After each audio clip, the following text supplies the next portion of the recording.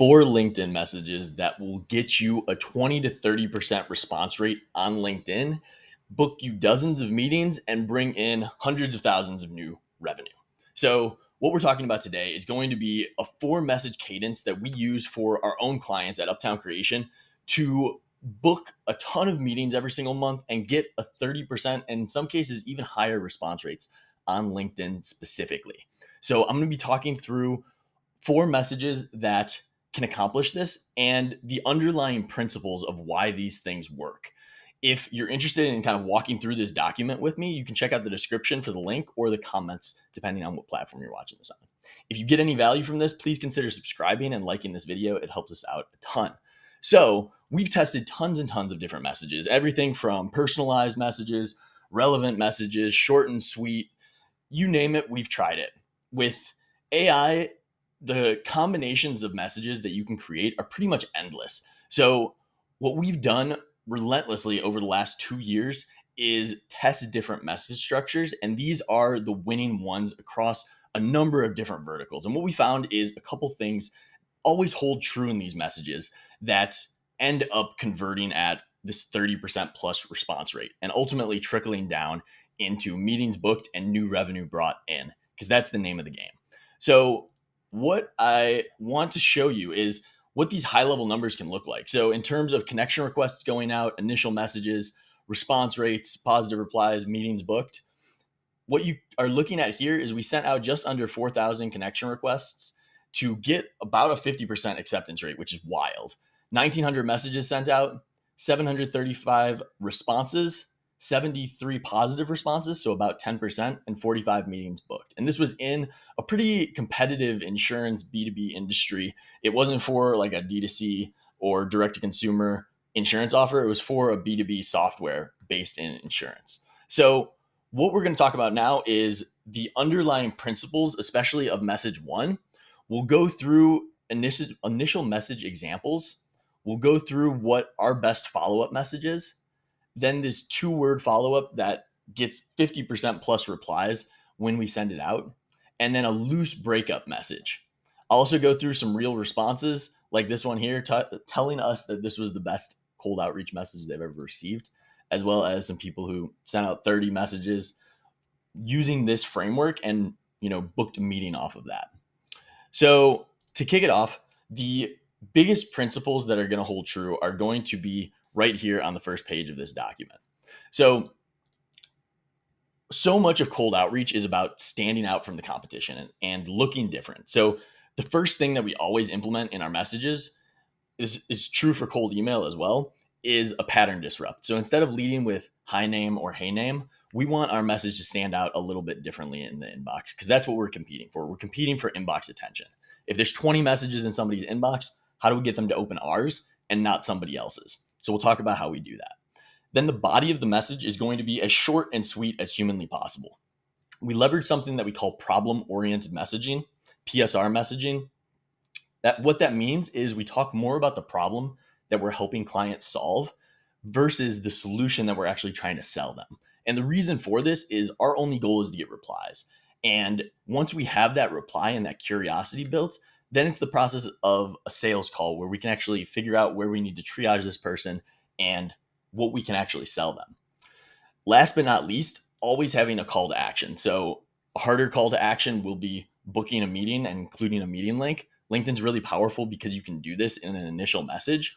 We don't recommend it for all industries, but for some industries, it works very, very well. Other industries will do more of a question. So we'll talk more about that in this initial template. So this is the initial message that we send out. And overall, this gets the highest response rate compared to the rest of the messages. And that's why it's number 1. And the goal of this message is pattern disrupt, address the elephant in the room of why we're talking to them and what we think we can help them solve, give a very high level overview of what that means for them, and then have a call to action. So this is going to be a 4-sentence message, and I would highly recommend not going much longer than that. If you want to add some personalization, which we can talk about at the end, you can add a PS sentence at the very, very end, but I don't recommend that until you get a message really dialed in. Just to address personalization versus relevancy, we're in the camp of Relevant messages are what are going to yield the best conversations and get the meetings booked with people that actually want to do business with you. What we see when we add personalization early on is we actually don't see a huge increase in response rates when we do our problem sentence the right way. But what we do see is overall the lead quality goes down a bit because we don't know if these people are booking meetings because they like that we know what college they went to or a post that they commented on LinkedIn, versus if we only lead with the problem we're trying to help them solve, we know all of the people that are booking meetings actually want to do business and solve that problem. So we see a lot closer to sales qualified leads. So let's jump into what this template is. So what I tell people again is the first sentence needs to be a pattern disrupt. What that presents itself as can be a little bit different. What we can't do is use the dirty words of LinkedIn, like thanks for connecting, I'd love to add you to my network, or starting with hi Chris or hey Chris. So what we lead with is, I know this is random, Chris, but you seem like the best person to reach out to about this. It's intentionally vague saying this. So in the preview text, it's kind of like the thumbnail of a video. They have to click in to see what this is. And then the second sentence is kind of do or die. So this is the sentence that you need to test relentlessly, and you probably won't get it right on the first try, and you can always make it better. So this is what we call our problem statement. So I'm chatting with some X titles that know they should be doing blank to solve perceived problem. So as an example, I'm chatting with some VPs of sales that know their team should be doing more on LinkedIn to bring in new revenue. That's what we leverage, and we get a 40% response rate on these messages when we're targeting people on LinkedIn. So this third sentence then is this at a high level sentence. So for us, at a high level, we help B2B sales teams book more meetings and close more deals with LinkedIn. You can see that I'm cutting out any filler words and I'm keeping this as short and sweet as humanly possible. And then lastly, since we're reaching out to salespeople, we actually have a softer call to action. So would it be all right if I shared a few ideas for how your team could use LinkedIn to bring in new revenue? A lot of times we end up having people pitch us on a meeting and say, sure, let's chat at the end of next week sometime. So that is more of a sales selling into sales. Now, this works for every industry that we've tested, and it's going to benchmark at a higher rate than whatever the benchmark is for your industry. And what I mean by that is if you're targeting chief information security officers, your response rate is probably going to be a little bit lower than if you're targeting real estate agents or financial service advisors. So you can go through the other examples in this template, and I'll let you kind of walk through the different examples. So we have an insurance example. This is really B2B SaaS though. And then we have a food manufacturing, more of a physical offering. So this is message one. Typically when we accept or when we get a new connection, we'll send this out within 24 to 48 hours of that new connection being made. And all of this work for us is being done by hand. We typically don't recommend bots or automation because they're against terms of service for LinkedIn, but also you don't get a good feedback loop. And it's really difficult for you to actually make adjustments to a message that are conducive of getting better results. So typically what we'll do next is we'll have a case study message. That's our first follow-up. We'll typically do this one day after sending that initial message and take the tone of forgot to mention first name. We just helped X company do Y thing in Z timeframe. Interested to see if this could work for your team too. Or would it be worth a conversation if we could do something similar? Something like that for the call to action. So you can see I added this extra sentence in for our own message, but you can walk through these examples and then craft it based on the initial template for yourself. And again, this is going to happen about 24 hours after sending that initial message. And we get tons of positive responses from this message itself. It's short, it's sweet, but then they also have the context of the original message to know exactly what it is that you help them solve. So the third message that we typically send out, we typically wait 3 business days from the second message being sent out to send this 2-word follow-up. So you can also just send out this first name. So Chris ? Nick ? We added the thoughts just to make it a little bit less abrasive, but both of them work really, really well. This is not reinventing the wheel. It's just a tried and true follow-up that the shorter you make it, the better. And it's really easy to implement. The results will be purely based on the previous messages. So that's why having these messages be really dialed in. will be important. And nudges overall are really good as a strategy, but it's going to be dependent on what the previous message has been. So the last message I'll talk about is what our loose breakup framework is. If you've gotten any value so far, please consider subscribing to this channel and liking this video. It really helps us out a ton. With that being said, the final message that we send out will typically wait about 5 days after sending that 2-word follow-up. So this overall message takes about 14 to 20 days, depending on how you spread it out, or this overall cadence rather. And we typically see a 30% response rate across the 4-message cadence across that 20 to 30 days. Now, I usually recommend spreading it out that 20 to 30 days just to be able to account for people who are out of office and things like that. Feel free to drop any questions in the comments, or if you want me to review any of your messages, you can do that as well. So the last message that we'll send out is a loose breakup message. And the reason why I call it a loose breakup messages are typically in direct to consumer or abandoned cart things when you're buying a physical product.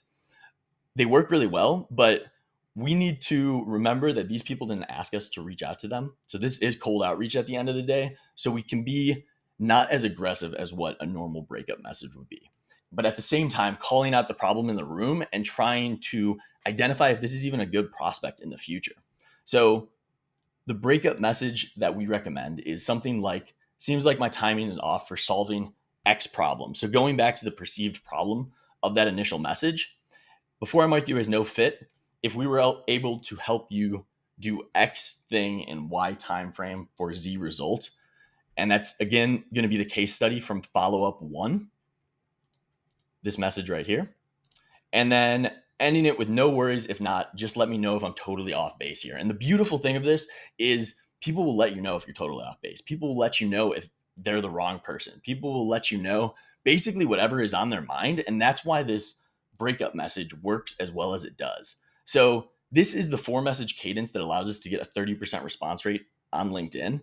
Typically what we'll do if we still don't get a response after this is we'll follow up on a quarterly basis. And that's what is extremely powerful about LinkedIn outreach as compared to email or cold call, is that you can actually build relationships. And as long as you don't kill that goodwill by posting content and doing other things over the course of the next 90 days, if this person didn't respond to you, they might see your content, check out your profile, and go to the message history and then respond based on that.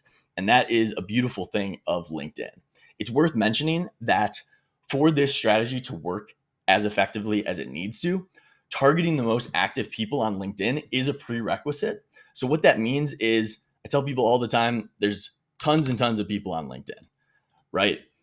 So if we think about the total pool of LinkedIn, what we typically see in any, director or above title is about 10 to 20% of those people are actually what I would consider active. So what that means is typically posted on LinkedIn in the last 30 days or changed jobs in the last 90 days. So you can see 100 million people based in the US on LinkedIn, and only about 5 million of those fit that activity criteria. Now that's a rolling criteria. So new people will get added and removed on a daily basis. But by focusing on the people who have posted on LinkedIn in the last 30 days, you're guaranteeing that these people are active. You're guaranteeing that you're going to have deliverability to their inbox because it's LinkedIn. And these people are going to not only be way faster to respond, but they're going to respond at a much higher level. And then going along with that, LinkedIn is great at a lot of things. It's really terrible at tracking data. So we typically use Apollo.io, and I would highly recommend that as well. You can click here for a free trial link and get some goodies along with it. There's also a video right here talking about exactly how we set up our Apollo cadences. So you can make sure that you get your 4-message sequence out to people. Nobody falls through the cracks, and any responses you actually are able to keep track of within Apollo. So the people who respond positively but don't book after the first time you send your meeting link, you're able to make sure to keep track of all those and follow up accordingly. Hopefully this was helpful. Feel free to reach out to me on LinkedIn if you have any questions, and like this video. Thanks.